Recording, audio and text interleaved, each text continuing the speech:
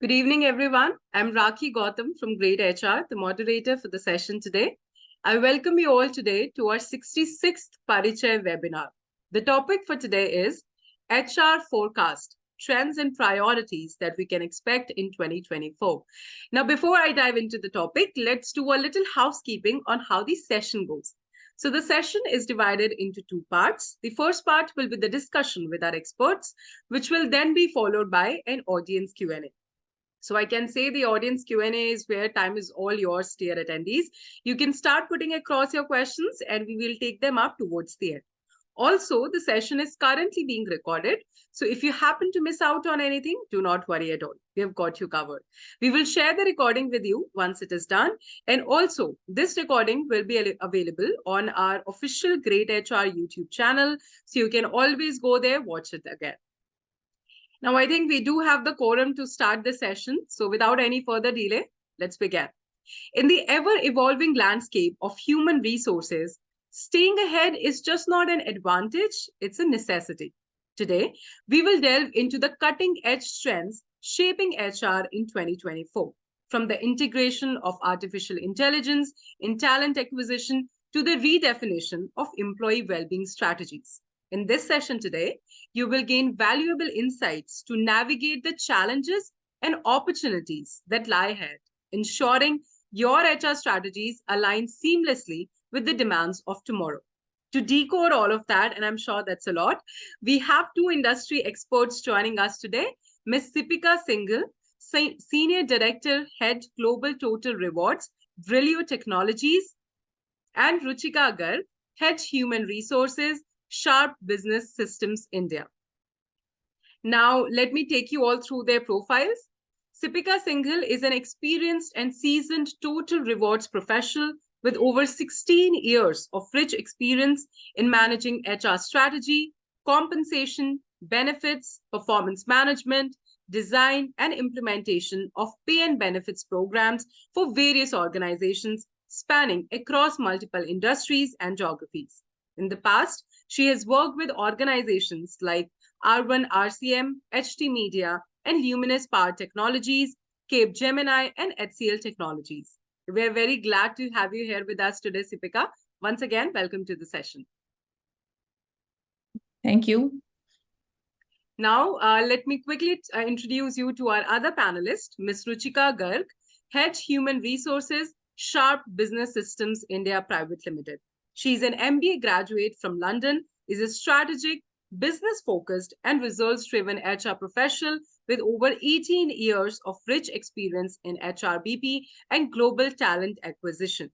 Her expertise spans diverse industries, including consumer electronics, office automation, automotive manufacturing, IT, telecom, BFSI, media, entertainment, and retail, with a particular emphasis on staying abreast of current trends, technologies, and promoting diversity and inclusion. Thank you so much, Ruchika, for joining us today. Ruchika, I think you're on mute. You can unmute yourself.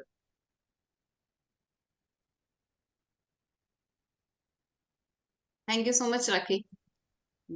Okay, I think we are done with the introductions. And so let's get started. I'll start my first question with Seepika. Given that, given that we're going to talk about the HR trends and, HR trends, opportunities, focus areas that will be shaping HR in 2024, what do you think? What are the focus areas for HR right now that are shaping, say, talent acquisition strategies for 2024? What are the strategies that we should implement in our organizations to attract and retain top talent in this competitive landscape in 2024?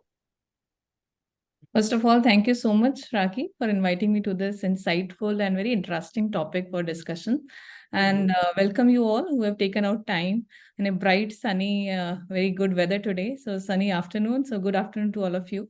So in context of this question we've asked, it's very, thought-provoking question that talent attraction, has always remained very challenging, no matter how the workplace is working, how the world of work has changed in the past, say, 20, 30 years before as well.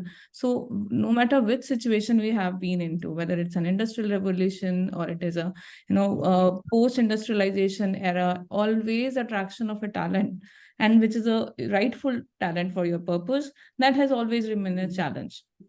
Now, suitable challenge hiring, for last few years has become further more daunting, because the world of work has been challenged by a lot of factors that is shaping our industry.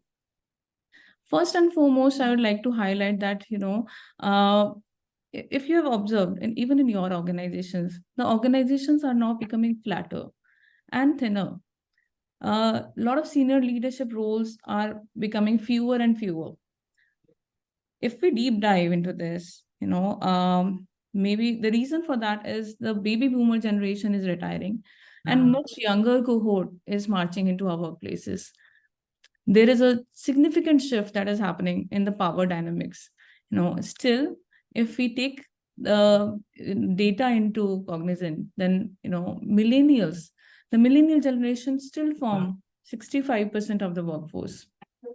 That means, though the younger generation, Gen Z or Gen Y, whatever we call it, they are still, coming into the workplace. But yes, at the same time, we still have baby boomers and millennials in majority in the workplaces. What does it does to the talent attraction? Yes, it is creating maybe fewer opportunities for the senior folks. It is creating more and more opportunities for the younger generation. Also, other than this, the place of work definition has significantly changed in a post-pandemic era. Now, more and more talented folks have an opportunity to be considered for a role which they were maybe earlier filtering out because of their location constraints. Now, remote working is not considered as a topic which can't even be discussed by a recruiter, right? So in a pre-pandemic area, if you ask for is work from home available, you can recall what are the expressions that recruiters will give you at that time. But yes, after this pandemic, at least this has become a reality. Acceptability is there. I am not debating into the fact that whether it is good, sustainable, or this is the only way of working. There are pros and cons, but yes, it is something which is becoming acceptable. Work can be done while the person is not physically available in office. So this acceptance has been adopted by everyone. Other than that, there is a rise of meism, right? What does that mean? Is that individuals are becoming more and more aware of what they need. And things like quitting, where we observe that the more control is over there, what employees want from work, what employees want from the employer, that has becoming more and more stated and clear. And because of that, even if your analytics say that, yes, the moodometer say employees are happy, the analytics say that people are more engaged, but still we are seeing quite quitting in place, right?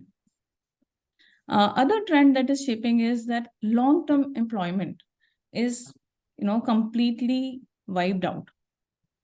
Individuals nowadays are not seeking pensions or gratuity, or long service awards are not very lucrative enough in the way the previous generation used to give importance to such things, right? Today, the contract or the pact between employer and employer has considerably transformed. Today, the world of work is more hyper-connected and globally led, which means there is a very easy and accessible flow of information. Technology, trainings, learning, everything is at your fingertips. Connected systems and remote working help you to access and reach out to audience in a more meaningful way, whether it is marketing of products, the reach, or target segment of audience that you're trying to reach. So all these factors are helping shaping the way we attract talent, the way we want to retain talent, right? So to make peace with this generation that we are dealing with, we need to work on a couple of things. That is more and more meaningful role creation, which gives a sense of satisfaction to the employees. Other than that, there is the workplaces need to be more diverse, safe place to work and more inclusive. And the way we shape up our policies, we shape up our pay, benefit, design programs that show that whether they are designed keeping in mind the diversity as well as inclusive workplace creation. Any interaction that an employer does with an employee is a reflection of the fact that how these things are being taken care of and what is the culture and organization value, right? Because today's marketplace is a marketplace wherein uh, even employee have a decent say. People come up with multiple offers in hand, right? Even if you are offering decent market pay, then also candidates negotiate. So to make that work, the organizations need to work more on the culture aspects and the value aspects. That is the only differentiator to my mind that can, play a long in the longer run, can reap into rewards. Also balance out your pay in with the benefits as well. Have more and more inclusive benefits as well as focus on the skill premiumization. You might not be able to pay everyone handsomely, but if the segmentation of skill is done properly, then you know that what are the roles which need more premium and which roles can be hired at a moderate pay rates. I think with these strategies, if you work carefully, a lot of efficiencies can be generated in the way we do hiring and in the way we are planning our compensation and benefit programs for the organizations. I hope that answered your question. Definitely did, and thank you so much, Seepika, first of all, to for setting up the context of this discussion today. Agreed with everything that you mentioned, and one thing that I would also like to highlight that came across was, nowadays people want to feel valued at work. They might be getting paid a decent amount, but then if they are not finding any value in the work that they're delivering, they might not want to stay. They might start looking out because there was one of the recent studies by Harvard Business Review that talked about that 70% employees feel that they will stay in an organization if they feel value, if the work that they're doing is delivering any kind of value or not. So thank you so much for bringing all the responses, all the points that you mentioned. I'm sure everybody has taken notes. There was also one point of generational diversity that we have at the workplace today. It's not just one generation working, it's 3-4 generations combined. And to achieve a set of understanding amongst these 5 generations, 4 generations working together is very important. And that's the role of HR these days, that it's not just restricting to onboarding somebody and from hiring to when they leave. It's also setting the organizational culture, how different set of people from different generations, from different cultures feel at workplace, because that plays a very important role in them deciding if they want to stay in this organization or move on. So thank you, Seepika, for that. I also saw one of the comments. The questions are coming in. Everybody, please keep the questions coming in. We'll love to answer that. But one point that I would like to take from here was from Hiril, when you talked about long-term employment, process getting erased slowly. So they also agreed with you, and we are loving the participation that we are getting from the audience.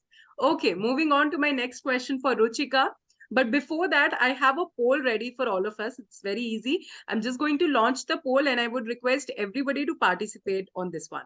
Okay, launching it now. So there's a question that you can see, poll, are you working from home or are you working from office?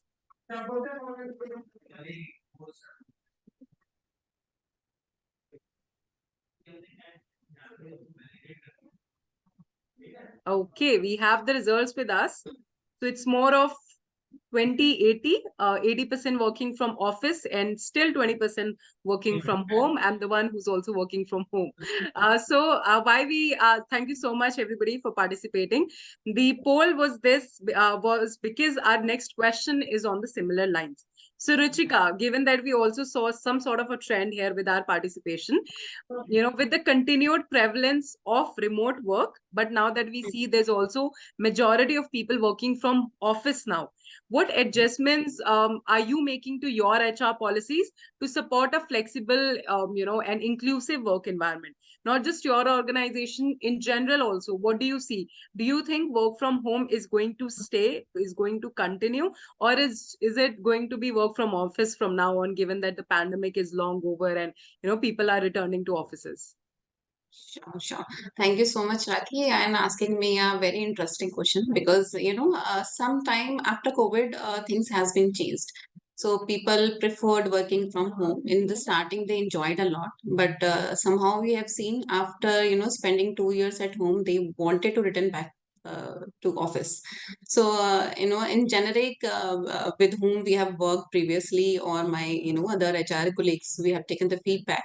And if it's depend on the company to company, like if it's from the sales oriented organization, definitely they would like to come from the office because it's impact on the sales. People will not visit to the office, sometime employee will not go. But if it's a IT company or some other sector, maybe they prefer, because back office people or IT people can do work from home also. But it's a very challenging for the HR people, because we have done a lot of amendment in the policies for the flexible working hours, and the kind of benefit we have to give to the employees. So sometimes we have to give some, for the costing part, we have to give some amount of money to set up their office at their home. So right, this kind of policy we have to make, band wise, if it's a band 1, band 2, band 3, or the executive level, what kind of facility we can give. Flexible hours, considering adopting flexible working hours to accommodate different time zone and individual preference. This allow employees to better balance work and personal commitment, as well as most important, but I've seen inclusive communication, which is very very important. Foster inclusive communication practices to ensure that remote employee feel connected and informed. So what we have noticed, people feel not connected with the companies because they go one to one with the employees. But somehow, because whenever we work in the office, we call someone and say, okay, hi, hello, how are you, or have you done this work or not? Remotely also we tried the similar kind of thing, but somehow that person interconnected. So inclusive communication is very very important. This may include regular team meetings, update, social activities conducted virtually. So we have done all these amendment in the policy, especially feedback mechanism, that I found a very important part, because establish effective feedback mechanism to understand employee concerns, gather insights, and address any issue related to the remote work. This can be done through regular surveys. That is very very important, because we have picked 10 to 20 questions, which is very related to the employees. We have given that surveys to the employees, and we found a lot of feedback. Accordingly, we have amended time to time our policies. So, they check in. Virtual town hall meeting is very important, which, we have missed it in the starting of the COVID. So, we are continuously doing these things if we are working from home. And also some kind of technology support we required, or any remote work guidelines we have did, these kind of policy we have amended. So most importantly, which I found, working on the feedback mechanism, working on the inclusive communication, and third most important, wellness program. Because support employees well-being by offering wellness program that address both physical and mental health. So what we do when we are in office, we know there is a fever, or sometimes we can go and ask with them. But when they are working virtually, so sometimes it is very very difficult to connect with them. So wellness program is very very important. Remote work can sometimes blur the boundaries between work and personal life.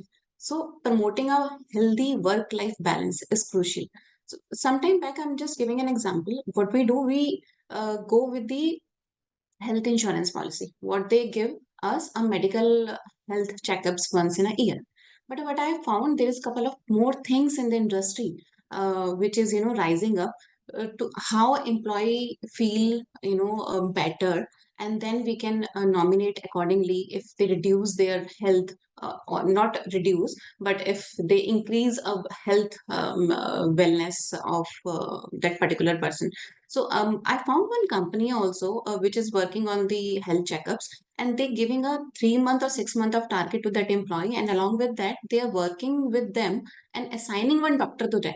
So I found that is a very very important, because when you consult with the doctor, that employee will connect with them and they share the stress level, they are emotional or not, how well-being they are, and they can discuss other problems as well. So we have initiated that kind of program in our company for the employee wellness week. So after 90 days, 180 days, we doing the survey again, and we found who are on the scale of 10, maybe on 4, they increase their health on 8. So we just announce reward and recognition as well. So they keep updating themselves on the health side. So these, 3 parameters which I found very, very important to, most of the HR, they have to be amended in their policies. So, thank you. Thank you so much, Ruchika, for sharing all the insights that you did. I'm sure when rightly said, when we are working remotely, when we are working from home, there's obviously that sometimes we feel a little lost. There could be, some communication barriers that then also negatively impact your work, because then you Negatively don't know, impact okay, what is. also, work-life balance was very, important, which we missed working from home, because you have to manage the personal life as well as you are working from the office. One side you are doing the, session is going on, and on the other hand, your maid is, banging on you. So that was very, very tough, last 2, 3 years. But yes, definitely when HR supported to them, they implement kind of flexible hours, flexible policy, employee well-being. So employees feel connected. Definitely. So it's important, and the crucial role which is played by the HR leaders here come into picture, because I might be working from home, I might be enjoying, but at times I might feel excluded, I might miss office. So it's important. And I also saw one of the comments in the section that I forgot to include hybrid there, which is rightly mentioned. And nowadays it's just not work from office or work from home. There's also hybrid, which is Right. being liked by a lot of people, because it's flexible. Some days you can go to office, 2 or 3 days you can go to office, and then it's work from home. So that is also working well Yeah. for people. And of course, given the changing landscape that we are experiencing in the HR world, in the world of work today, these things are, there are new trends coming up every day. And it's the role of HR to make everybody feel connected, to make everybody come together, even through virtual screens. We can do this session today virtually, but if we are able to deliver what is asked of us, then it's great. We are able to do that. But if there's any sort of communication lost, any sort of communication barrier, then everything falls flat. So there has to be a balance that we have to find, Yes. and we have to include everybody in that. Given I might like work from home, but then I will also have. Human touch is very, very important. Whether Hmm. AI is there, but Hmm. nobody can replace HR. So human touch Of is course. very important. And HR, a role of mother, a role of sister, a role of mentor, a role of leadership. So many roles are there for the HR. So yes. Great. Okay, so moving on to my next question for Seepika. We talked about, the challenges that we feel that we face when we work from home, and but there have been a lot of technological advancements that we have seen, especially post-pandemic. So, according to you, what do you think? What is the role of technology right now in the world of HR, and what are the specific technologies that you see emerging in 2024 that will shape the world of HR? All right. So I think technology is something which is, you like it or not, it is going to change the way we used to work. Imagine in older times, there were cameras with reels, only 30 maximum photos you can click. Then there were phones with heavy phones, just like a remote, and you can use it as a weapon also in case of self-defense. Very heavy phones, right? Now lighter, and your entire world, a lot of machines are getting uh, smaller in size, fitting in your pocket at your fingertips. You can do a lot of things, and it is further enhancing the way things are getting simplified, and the way we are using technology to enhance the productivity and capability. This need is not going away. Productivity enhancement, making the most use of human intelligence, human judgment, that is going to enhance in future as well, multifold. And with that, there is a focus on, say, generative AI, or whether we call it the different ways of working. This is bound to exist. And now we in HR, we have to decide how we can help our organizations, our leadership to navigate through these changes, right? Because if one organization is fast in adopting as compared to the competition that you are dealing with, who is maybe paying no heed and trying to push it away, then in the longer run, the organization which have adopted themselves faster will have a lead, because their people resources are being utilized in the things that cannot be done by machines. So you have to see that how this trend is shaping up, right? The way AI will be embodied or embedded in the workflows is something wherein we need to navigate our resources. We need to first of all understand this technology, what it can do, what it cannot do. There are certain things it cannot do. There are certain limitations. I'll try to cover that in briefly because it's a very small session to cover AI in detail. But yes, the amplification and the collaboration of human and machine, this is something is need to be solved for. And the quicker organizations solve for this, the higher efficiencies and gains they can expect in future. Then there is a need of work designing. And again, it will need us to shift the way we were, making organization structures. They were initially in the old world, I would say, very fixed work flows were there, and the employees has a fixed job going by the JD. But just imagine nowadays, a lot of flexibility in the job and new projects coming in, even if what is not there in the KRA, this is the time of performance management. So I'll touch upon that. If you are people managers as well, a lot of things that you have not even envisaged at the beginning of the year is coming in the achievements of your team members. Why? Because the flexibility is a need of the hour. We have seen a challenge, we have to quickly understand it, adapt to it, and start giving solutions. So that has become a priority. So eventually, the way HR has a lot of power to shape the upskilling of our people, the recreation of the work models, bringing in flexibility and making a system that helps navigating through this, making our employees not scared by this flexibility, but be okay about it, be adaptive about it, be acceptable to this. Right? In future, you will see that free flow of task is needed. You need to create structures wherein you can pull employees whichever skill is required instead of hiring every time. So skill fungibility, right? You need to hire for skill fungibility. These skills can be easily retrained, or maybe people can update their skills and work for some new projects which they have not done. So these are the things I think here is going to shape, and for that, what kind of job architecture you will create, right? That is a tool technology requirement. What kind of workforce planning you are going to do? Because more agility is required. Skill-based planning is required. Does your organization support a clear distinction of skills that are available in the company? So if that is not there, there's a need to start doing that, start investing into these things. Other than that, I think the most important change of this decade is going to be generative AI. And it's a favorite topic of our speakers as well. So I'll touch upon this topic. This is going to be a biggest tectonic shift in the world of work. We consumers, or maybe the users, we are living in an AI first world, whereas the companies are the secondary users. Companies are now adopting to it, whereas it has first reached out to users directly. You won't believe, ChatGPT took just 5 days to reach 1 million users.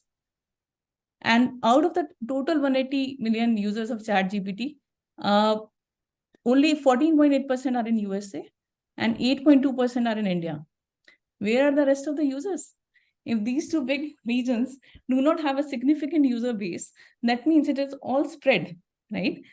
And it is going to bring down considerably the time that is required for a structured thinking. Content generation, this is going to be a cakewalk.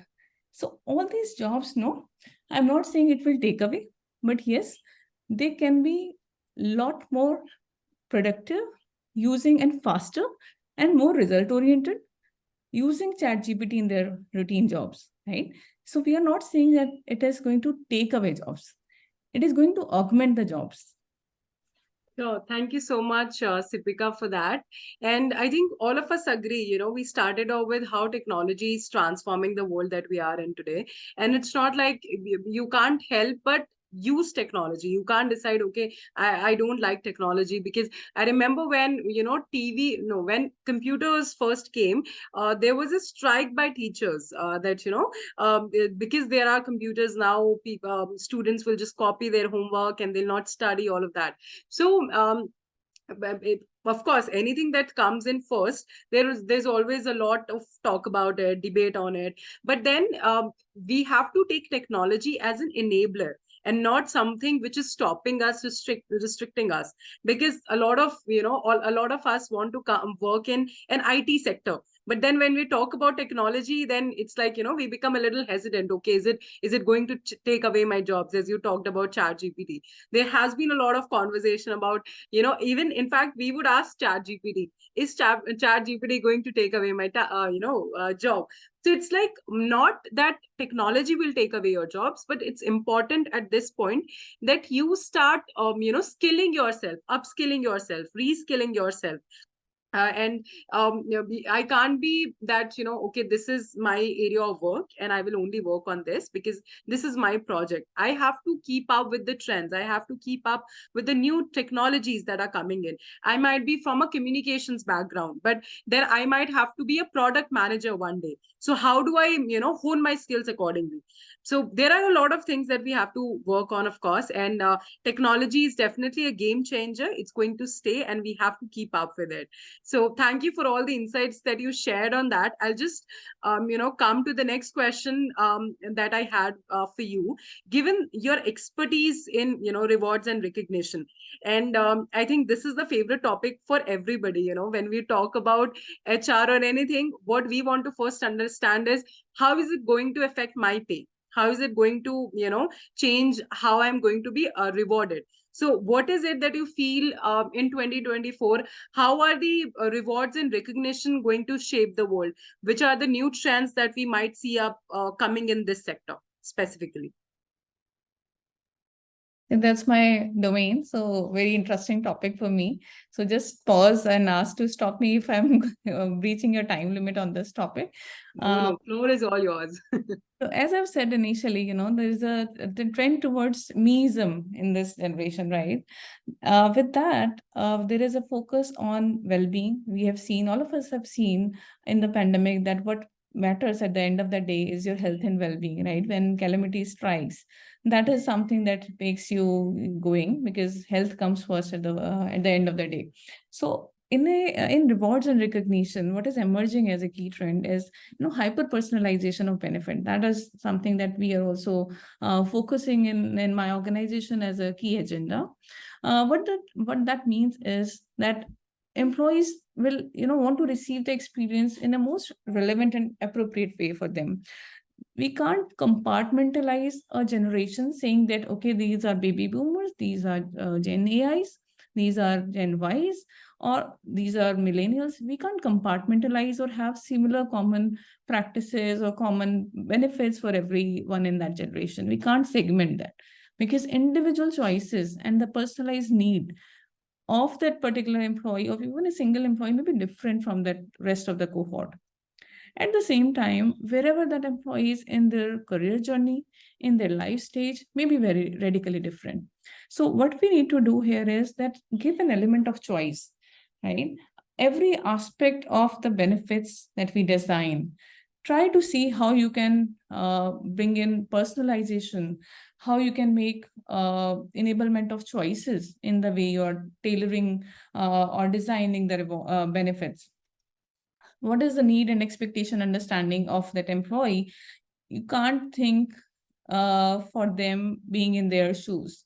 So what you can most offer is that give an option wherein there's something for everyone to pick and choose, right? Somebody, for example, I recently designed a physical fitness benefit for my organization. Now we thought that should we stop at giving just gym benefit? Maybe there are people who don't want to go to gym, they are not into bodybuilding. They might find their peace through in fitness by playing some sports. So let's include sports also. Somebody might be liking swimming or tennis, so let's include as many sports forums or forms as much as possible, because there is an element of choice for employees. Then we thought there could be some employees who are not in the locations wherein we have these good vendors and these facilities. So what can be done about it? So then we thought maybe, yes, we should also enable something which helps employees do workouts from their home, because we are living in a hybrid world after all. So we included that as well. So while designing this program, this example I'm sharing with you, that we have taken into consideration that it should be applicable to any employee who is in maybe whichever age bracket, whichever generation bracket or life stage. So think for, and similarly, same thing we did for when we designed our insurance. We gave a lot of add-on benefits that employees can pick and choose from, depending on what is their need and what is their expectation at that moment. And at the same time, it is also required that we have to be very, follows the rule of simplification. Reaching a particular process, or making it reimbursement in focus, we have to see that how we can simplify. Nowadays, technology is there in everything. I'll again come to that point. So think that, not much time should be wasted in searching for the right tools, searching for the right platform or the page wherein they can access it. And there should not be any longish process to get to the end of the journey in the life cycle of a particular benefit utilization. So that is something, simplification is a need of the hour. Then there is a need for, automation. You can try having that, just check yourself in your organization that whether all the things related to benefits, pay, rewards is available in one place. Because sometimes when we start an initiative, we start with a lot of fanfare and a lot of energy into it. But eventually, after a period of time, its initial inception stage, the energy dries down. So that kills the aura of that benefit, So keep data analytics at your, as your, make friendship with the data analytics tools that are available. Keep sharing those data. Start seeing that, whether it is being adopted well or not. Maintain a momentum that is thoroughly during the whole year, it is being properly maintained. It's not that just in the beginning of initiative you're working on it, then it is completely dried out. Also ensure that not just your regular employees, but the new employees, the new talent that is coming, they are also very well versed with the new with the benefits reward program that you have in the company. Other than that, last 2 points I would like to mention in this question is that fairness and transparency in case of pay design and the pay program processes that you do. So there is a lot of this thing about the pay design that, okay, manager should be made aware of, or this function should, don't be hideous about pay processes and pay programs. The thing is, the requirement is that, even the test of time is that even if your line manager understands the way the compensation increment is being designed off, what is the approach, what is the focus, that is the true test that your pay design or the compensation design is fruitful, is working fine, right? Unless if you fail that litmus test, that means you need to work on a lot of communication, work on transparency in your organization, work on fairness. I'm not saying here that you disclose everyone's pay to everybody, right? But the fundamental principles of a design, that whether it is going to be equitable, is it going to be market benchmark, what are the conditions or criteria considered, that should be fairly applicable, right? If you do that, that means your pay design, pay revision programs are in right spot. Whenever you design any benefit, other than element of choice, have inclusivity and diversity in mind. Even if you are doing analytics on use, as I've said, that data analytics is very important. So keep checking that is it also being utilized in a similar fashion through by the diverse talent that you have in the organization. It could be diversity of gender, diversity of race, diversity of region, diversity of age. So don't just think diversity in terms of gender diversity only. So these are few takeaways for our dear audience. Not few, a lot, I must say. Thank you so much, Seepika, for sharing all the insights that you did just now. I'm sure this was, in fact, my favorite topic. And, when it comes to rewards and recognition and the way, I have seen one report that also talks about how AI is going to, impact the compensation structures. So there's a lot that's coming in. We'll have to be prepared for it. But as you rightly mentioned about the role of technology, that we have to, if we are upskilled, if we, in terms of, when we say in terms of employees, if I am, upskilling myself, reskilling myself, keeping myself up to date with all the trends, with all the new skills that are coming up, I'm sure it shouldn't be a problem. When we say, okay, this is something that I want, this is the amount that I want, I'm sure HR could do something around it. But then there's a lot that HRs and your line managers, your managers, direct reporter managers would have to take care of. So thank you for sharing that. Also, I would just like to announce there has been some technical issue with Ruchika's internet. So she's unable to join. We are trying to have her back. In the meantime, we'll just continue with Seepika, who's sharing all the good information with us. So given that we have some 15 minutes left with us, what I'll quickly do, Seepika, I have just one last question for you. And then I see audience has already put in a lot of questions. So we'll take that up then. So my last question to you would be, we talked about, we started off with talent acquisition. How is it going to, change? What are the key focus areas for HRs? There is a lot that will be done with technology. We'll have to be upskilled for that, both the HRs as well as the employees. Then we talked about how hybrid is taking place, how there's a hybrid culture now. You can work from office, you can work from home. There has to be a balance between the two. Again, the role of HR is very crucial there. We touched upon, rewards and recognition trends. Now, just to sum it all up and, give your, final say as to what we can expect in 2024 in the world of HR, what do you think, how the roles of HR leaders have evolved in the last recent years, and what are the focus areas that they will need to be, they will need to keep an eye for in 2024? All right. So the role of HR, first of all, I'll take how it has evolved in the last few years. All of us have seen in pandemic that which function has worked hand in hand with business to make sure that work happens. When there was complete shutdown, nobody can come out of their homes, and there are HR folks who worked, create strategic plans, worked day in and day out, make sure in couple of days only the thing that the technology and the tech people, the technology people, right? They have made sure that through technology, the change that was being expected in, say, 2-3 years down the line, those programs of technology were implemented in a matter of few weeks, right? Machines were shipped. There are many organizations, who have shipped machines. Their admin folks, their HR folks, their IT people, they have worked day in, day out to make sure that respective machine of a person reaches his doorstep, no matter where they are staying in the native place, in a couple of days' time. How that was made possible, it is very, difficult to think now, but it has happened. At the same time, a lot of, I would say, empathy has taken into the culture of the organization, because HR leaders have realized that employees are sharing their personal workspace to make a room for the office work, right? They have multiple responsibilities. No house helps were coming to the homes, right? Everyone has been there equally, no matter which country we are in, which city or which organization we have in.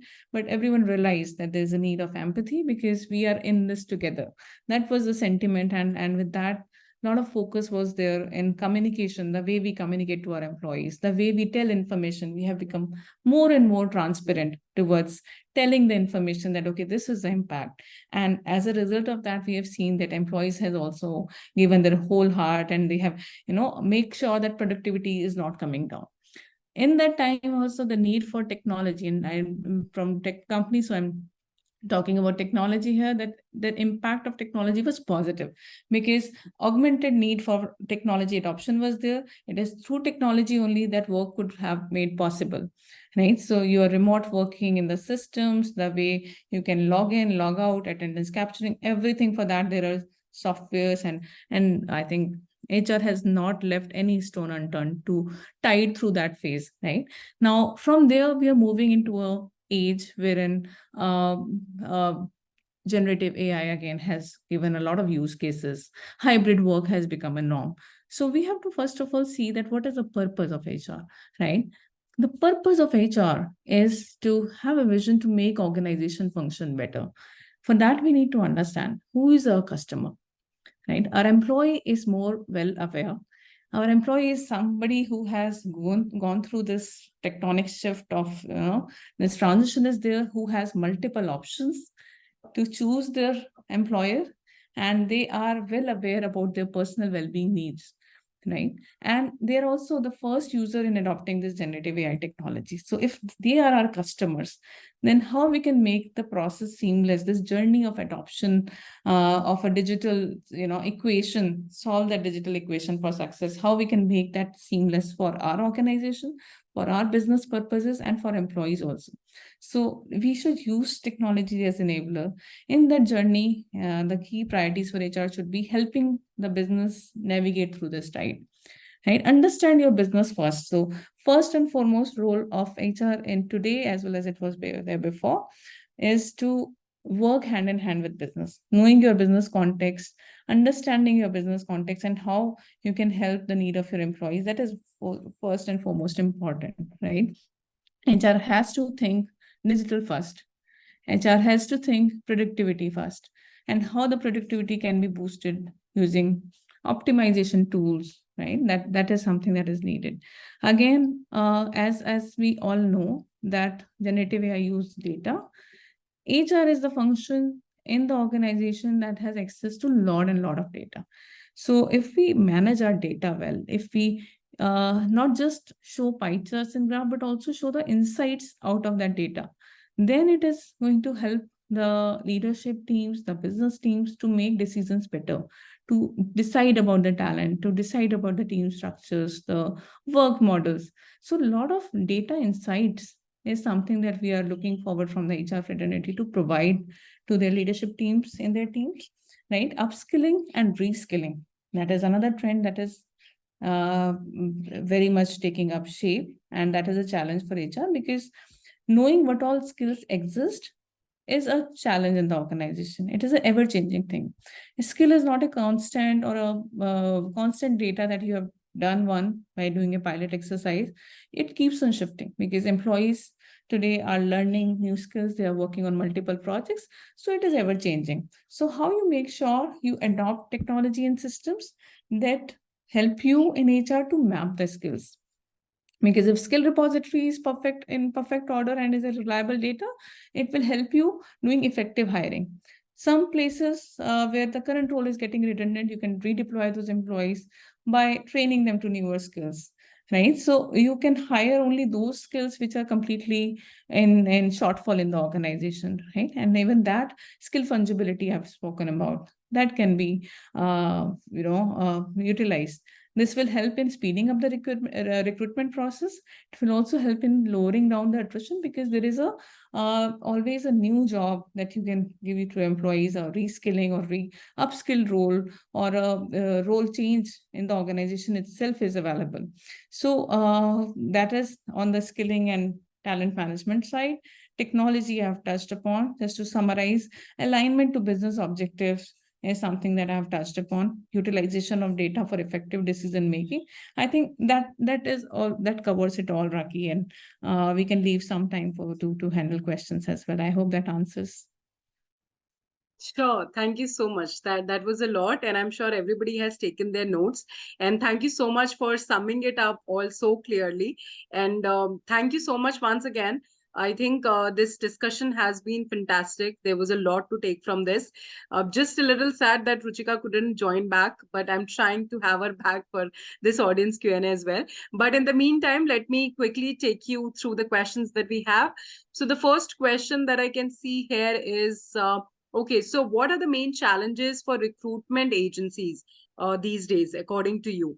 And is it hard to find suitable talents, or how to find corporate customers for recruitment agencies? Any insights that you can share? I think the answer lies somewhere in the question itself. Recruitment agencies need to know the context of the organization that they are hiring for, right? What is the organization culture? What is the organization end objective? What do they do? What is the vision mission? If they know the organization, their clients better, it's not just the skill match that is needed in a talent, it's also the culture match that is needed in a good talent, good hiring. If you are not doing that culture match, then the talent, that the hire that you have done, maybe you'll not be able to make your margins, because there is a catch also that 6 months or some time period the person has to sustain in the organization. So if it's an infant attrition, it is going to impact adversely the use cases of your agencies. Also, it is going to impact the kind of earnings you will make from that hire. It is because I think if you're doing one bad hire, that is further bad rather than not filling that position. You're wasting time, resources in that hiring, training that person, and he's not sustaining the culture of the organization. So I think knowing the organization more and more will help you in covering that gap. Sure. I hope that answers the question. I'll move on to the next one, which is what is the position of HR strategies against augmented reality and interactive presentation for job posting and job seekers' resumes? For shortlisting, yes, definitely for shortlisting of the rightful talent, this augmented reality or AI can be effectively. There's a use case in AI, but then it uses lot and lot of data. By the time it will shape up to come out with a human-like options for you as human-like solutions, it needs to be given rightful codes. It works on multiple codes, so you need to understand that what could be the pitfalls. Even if the solutions are being generated, somebody has to siphon it off and then recode the programs, because till the time you keep honing it, it will not be resulting into a completely human-like response. So the pitfalls of technology adoption also need to be well understood to be able to effectively use it. Great. Thank you so much for that answer. I'll move on to the next one. This is on when we discussed about flexible work, work place that we have, options that we have, work from home, work from office, and hybrid. So the person is asking, in case of hybrid, if you could highlight the pros and cons of having a hybrid work culture. As we have discussed in the previous segment of this discussion as well, that hybrid, it also depends on the role. So I think the best way to solve this puzzle is that you do a personalization of role. If you identify which roles can be best done by being in office, and which roles can be best performed most productively by working in a hybrid mode, and which roles can be, performed to their optimal capacity even from home. By that categorization, if you categorize all the roles in the organization, that will give you a clear picture how to manage this. Then, as a next step to this, what can be done in your organization landscape, in the database that the company uses, you can tag these roles, right? Tag it that this role is hybrid, this role is remote, this role is in office. And when we are doing hiring, or when we are, promoting people or doing job transfers, we can obviously utilize and set the expectation accordingly, so that there are no expectation mismatches. We should be hiring for that role, and this should be, before you finalize that, the leadership alignment is also very much required. From top down approach, you need to take this project and define the role based personalization and work model. Great. I think we all of us agree, because there are some profiles, roles that can be done work from home easily, but then for some you would be required, like in case of banks, you are required to work from bank. You can't be sitting at home and working. So it depends on the profile that is there, and then having a balance between the two. Of And course, having also said that, setting. apart from that, even if that role is defined as work from home, the human collaboration, understanding of culture, solving things just by talking through it, rather than, waiting for somebody to come online, then pose your questions. You can do the water cooler conversations that have a strong Yes. role to play in the way teams used to gel up.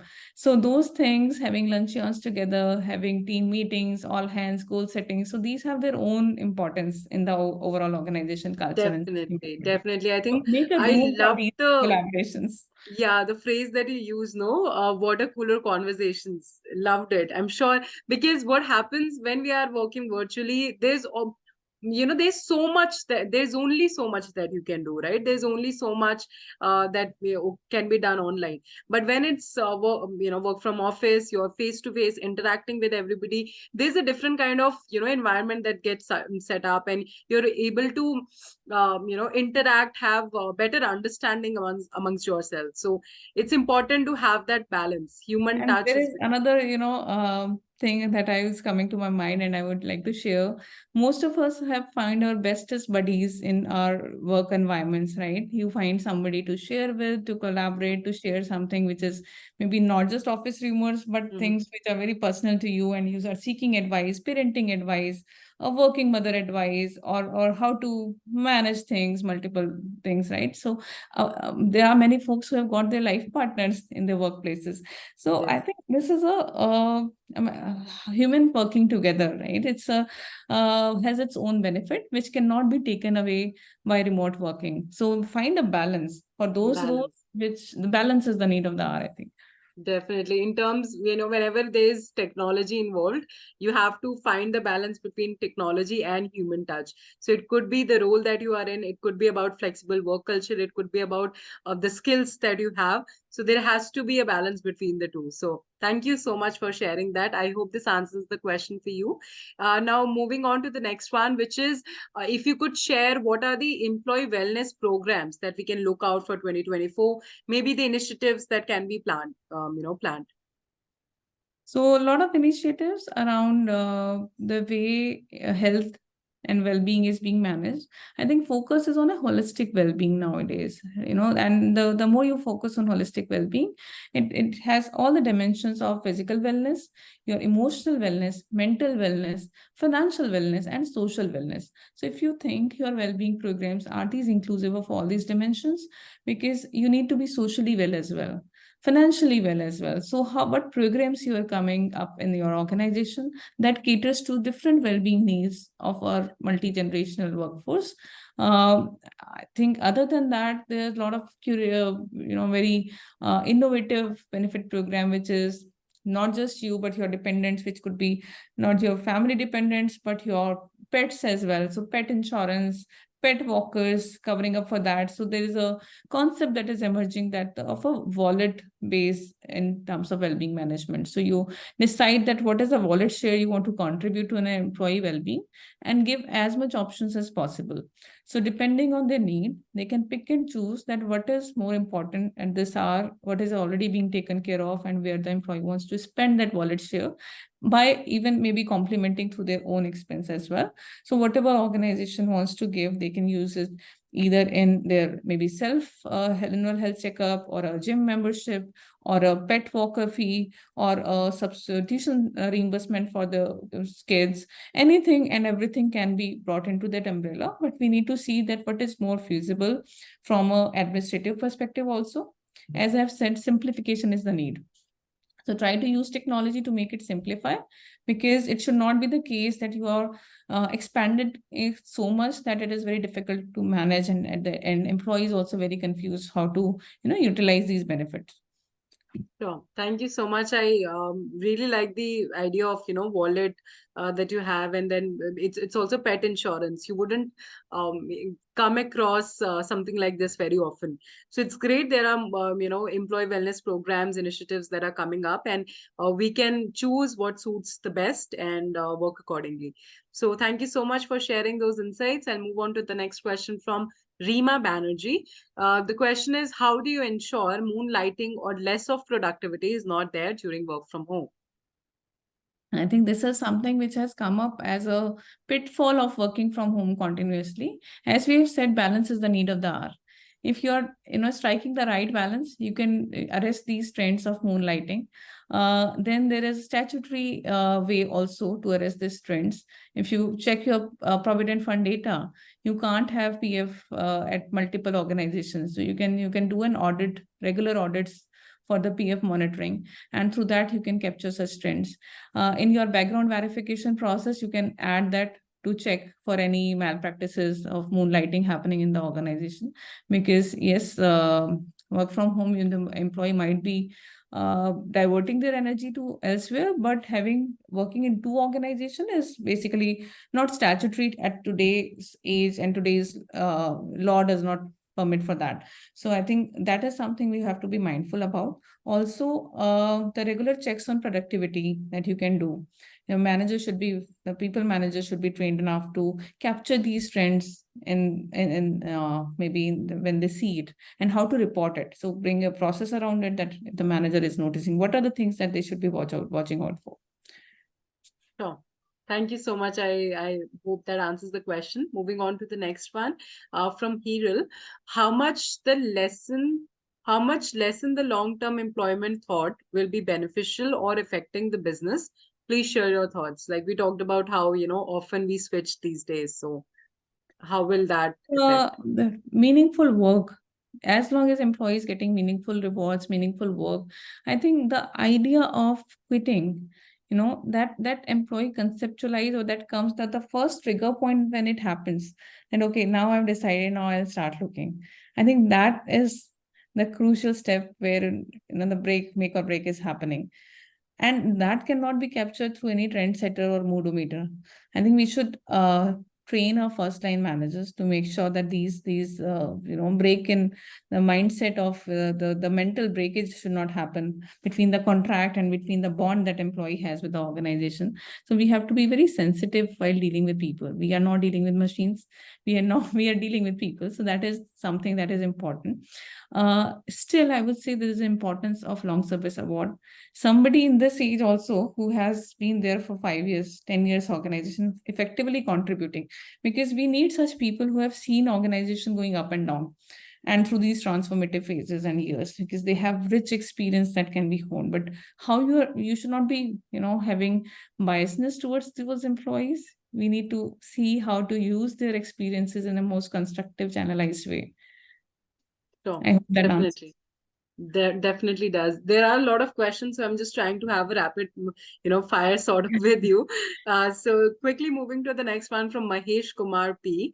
What are the challenges faced in retaining employees in terms of compensation? So compensation, I would say there is a limit that organization can pay.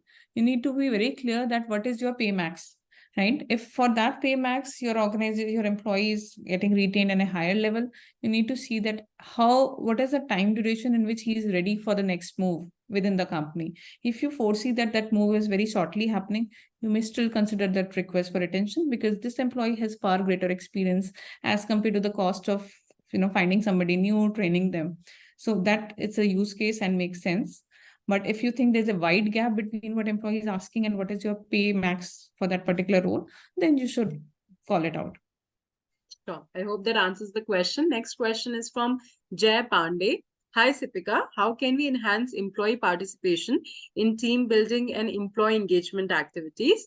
Second is, if you could share your thoughts on the role of AI in HR, which you've already touched upon, but if you could briefly share your thoughts.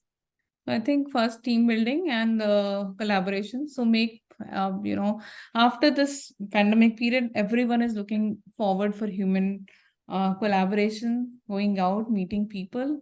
And that is, if you want to see its impact, just see the way travel industry is booming now. Yeah. People are not leaving a single opportunity to go out, celebrate, travel, and it's like this revenge travel that is happening. And we have been bound and confined within home places for so many days and months and weeks. So we need to go out. And that is true. You can utilize that human sentiment to infuse energy into your employee collaboration programs. Don't leave any stone unturned, plan it wisely, make good, hue and cry about it, make excitement around it, then the employees will definitely be joining. Sure. And other thing was regarding AI. We have talked about that. One is the content generation, wherein there is a strong use case in terms of writing the job descriptions. You can use it for internal communication design, right? Other than that, there is a very, very strong use case in case of finding the rightful information. So every company has a policy page and benefits FAQ, Q&A. So if there is a bot which can, if your employee can type their queries and it can quickly come up with the answers that, okay, how much is my leave balance pending. So it will save a lot of constructive time of employees circling around, identifying the right answer, and give a good feeler to our first generation technology users of ChatGPT. Sure. Thank you so much. We'll just take one last question, which is from Divya Parwani. Is this okay if a candidate who has just left their last organization just to get a raise because he or she thinks that he or she is underpaid? Should we select such candidates for the next process or not? I think rather than candidates' purchase power or candidates' current compensation, to be very fair in your rewards program and utilizing rewards, what you need to do is that you should see that what is your pay max for that role. That should be the anchor point. If your pay min and pay max for that role and pay median for that role is even higher than candidates' current compensation and giving more increase, you should consider and pay him fairly. Because tomorrow there will be a lot of pull factors from the market who will be trying to attract him because he is easily available. You are not doing a right fitment for the candidate. That's why a lot of companies outside will be able to afford him. If you are hiring your candidates in a right market midpoint, then I think there are lesser chances for the companies to poach your candidates as well. So don't be stingy or money minded when it comes to shelling out extra just for the fact that the current candidate is on a lower comp. You see that where are you finding him fit on that role? What is your organization midpoint? So we'll just take one last question if that's okay with you. I think it's more of a conclusion that you can give to us. So this is from Vidya Iyer. She's asked, how will future trends change where HR needs to be focused? I think we covered that. Yes, So in future, I'll recap on those future trends. So one is insightful, decision making by using of data analytics appropriately, not just show the data, but show how this is leading to insights and how leadership can take decisions from this. Use of technology is first and foremost. I am again re-emphasizing it. If you are laggard in using technology, definitely somebody out there in your competition space is working more faster on it, and it is also helping enhancing the employee experience overall. So the way things take time to get done in your organization is talking a lot about the culture that we are breathing in and day out. So we need to focus, and HR needs to create and help navigate the workplaces which are agile, which are future focused, which are not just restricted in a box. So you should, understand the context of your business. And I think all of us in HR should know our business vision, mission, and strategy for next year, 2024, we are heading towards. So the takeaway is that try to understand your organization vision and mission. What are we trying to achieve in the 2024? And that will give you enough reasons to define that what are the priorities for your function, how your individual function. In HR also, there are a lot many functions. TA function is there. Then there is a training function is there, organization development, rewards. So your function, how does it contribute to achieve the role that organization or your business has set for themselves? You'll find the answers. Sure, we all of us would agree with that. So thank you so much, Seepika, for such an insightful session today. You have given us a lot to take from. And thank you to all the attendees as well who participated. We loved your participation, and we have pretty much covered all the questions. But if you still have any more questions, or if your question was missed, you can put that on our Great Tribe community. So it's a community where experts like Seepika, Singhal, they're all there, industry HR leaders, and they will be able to help you with your answers. We regularly have conversations there on trending HR issues, something related to taxes. You can put in your questions and get your insights there. So thank you so much once again, Seepika, for this wonderful discussion today. We look forward to having more conversations with you and taking more insights from all that you have to offer. Thank you so much, Rakhi. Thanks to the beautiful audience that we had. I hope I'm able to do justice with all your questions. In case something remains unanswered, feel free to ping me on my LinkedIn handle. So we'll be happy to answer.